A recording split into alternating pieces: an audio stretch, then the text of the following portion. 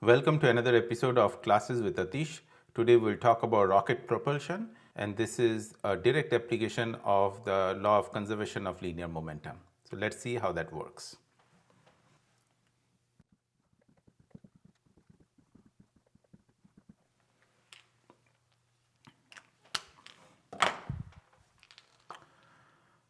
Okay, let us suppose we have a rocket, okay,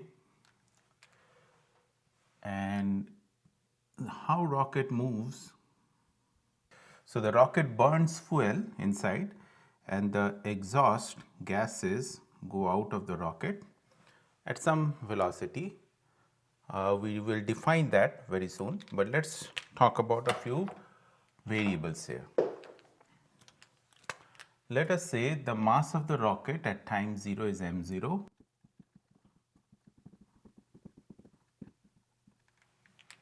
Okay, and let us also say that some mass is being exhaust from the rocket at a constant rate of ejection of gas,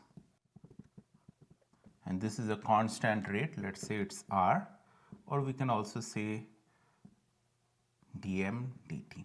Okay, dm dt is a constant.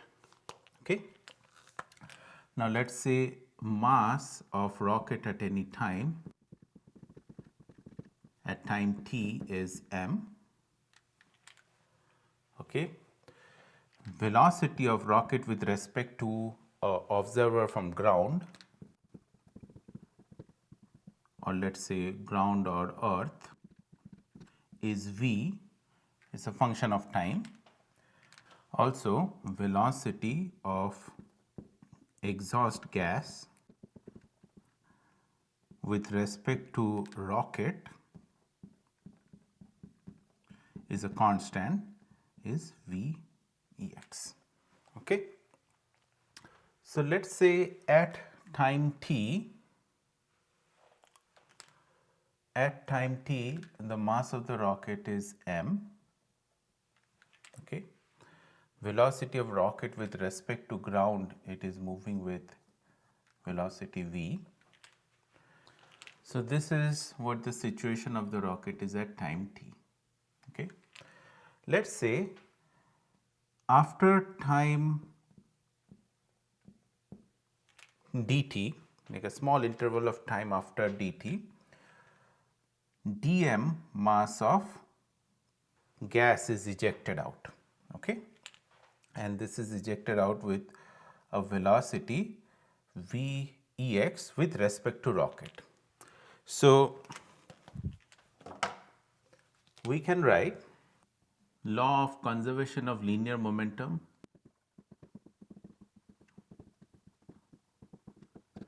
why we can apply law of conservation of linear momentum is because on the system of rocket plus gas there is no external force, so F external is 0, so momentum must be conserved. So law of conservation of linear momentum, so we can write initial velocity of rocket was mass of rocket at time t times velocity.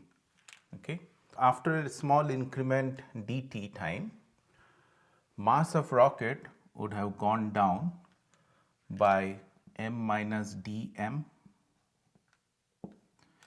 and this velocity of rocket would have gone up by, let's say, a small amount dv. Okay, so this is the total momentum of the rocket, and then there is a momentum of the exhaust gas as well. So the gas mass is dm times velocity of the gas. We have the velocity of the exhaust gas with respect to rocket, but what we really want is the velocity of the exhaust gas with respect to ground. So we can write velocity of exhaust gas with respect to ground is velocity of exhaust gas with respect to rocket plus velocity of rocket with respect to ground. So this is velocity of exhaust gas with respect to rocket is in the negative direction, which is minus Vex. Okay, and velocity of rocket with respect to ground is in the positive direction.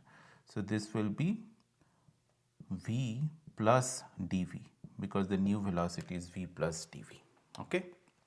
So we can write this is minus vex plus v plus dv. Okay. Now let us expand this. So mv equals mv minus m dv minus dmv minus dm dv. This will be minus dmv exhaust plus v dm plus dm dv. Okay. So this and this gets cancelled, minus dm dv and this gets cancelled. So let's bring m dv on the other side, m dv. All these three terms are dm terms. So v minus, in fact I can see that this and this also gets cancelled. So m dv becomes minus dm v exhaust. Okay. Now minus dm is r dt. So r vex dt. Okay. Now if I bring dt on this side, so this becomes m dv dt is minus r v exhaust. Okay.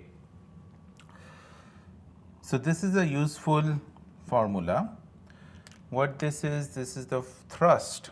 So m dv dt is nothing but the thrust that the rocket is experiencing at any time when it is away from a source of gravity. So the total thrust experienced is the rate of ejection of gas times the exhaust velocity. This is also called exhaust velocity of the gas. Okay. Now we can also take a little bit further. We can write this as dv dt is equals to minus r v exhaust by m. Okay. Now r is a constant, but we can write it as minus dm dt, okay, times v exhaust by m. Okay. So we can cancel out the dt's from both sides. So dv is minus dm by m times v exhaust, and if we integrate, so at time t equals 0, let's say the velocity was v0, at time t it's v, at time t equals 0 the mass of the rocket was m0, and then at any time it's m. So this becomes v minus v0 is equal to minus v exhaust ln m, and the limits is from m0 to m, or this can be written as minus v exhaust times ln m by m0, or we can further write it as minus, or we can get rid of the minus sign, v exhaust ln m0 by m. Okay. So from here we get the velocity of the rocket at any time is its initial velocity v0 plus the exhaust velocity of the exhaust gas with respect to the rocket at any time times ln m0 by m. Now m we can also write as m0 minus rt, because at time t rate of ejection of gas was r, so rt would have been ejected out. So because m is equal to m0 minus rt. Okay. So, this is our expression for the velocity of the rocket at any time given the exhaust velocity and the rate of ejection of the gas. Okay. So, this is a very useful application of conservation of linear momentum. Again, just to give you the gist of it, linear momentum is conserved here because sum of external forces is 0, there is no external force. Because of the combustion inside the rocket throws out this gas with certain force, and due to Newton's third law of motion, the gas also throws an equal and opposite force to the rocket. The force is given by this expression. Okay? All right.